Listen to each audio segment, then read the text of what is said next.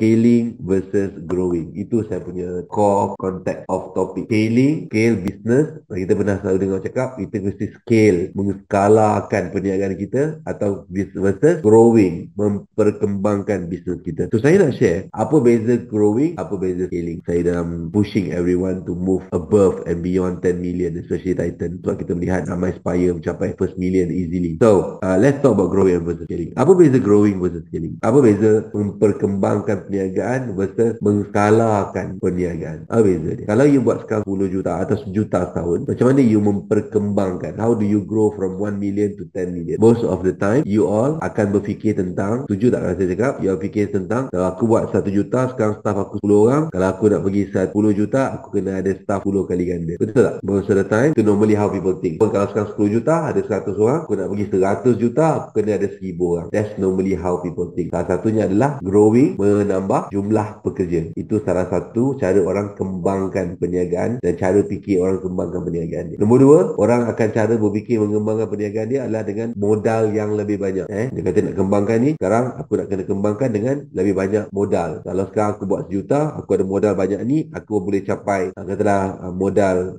beli barang, beli stok banyak ni, aku boleh buat 1 juta. Kalau aku nak buat 10 juta, aku kena ada modal lebih banyak. Saya tak kata salah tau. Ini semua cara-cara bagaimana normally orang berfikir nak kembangkan perniagaan. Faham ke faham? Penambahan pekerja, penambahan modal, itu adalah cara orang menambah. Kemudian ketiga adalah contoh mungkin penambahan iklan. Kalau aku belanja iklan 100 juta, aku belanja katalah 100 ribu setahun 10%. Kalau aku nak buat 10 juta, aku kena belanja 10% juga, tapi jumlah lebih besar, 1 juta. Tidaklah saya kata salah. Itu juga salah satu cara. Itu common. Growing business adalah itu common. Itu adalah cara-cara kita memperkembangkan. Kala berbeza. Kala ni adalah sambil kita memperkembangkan perniagaan dengan tambah staff, tambah cawangan, tambah modal, tambah budget marketing. Itu cara-cara growing normal. Kala adalah kita buat sesuatu dengan lebih tepat, kos kita tak meningkat. Mungkin kos tu tak meningkat sangat, tak macam terlalu meningkat, tetapi sales meningkat. Itu kala, saya akan explain kejap lagi. Growing,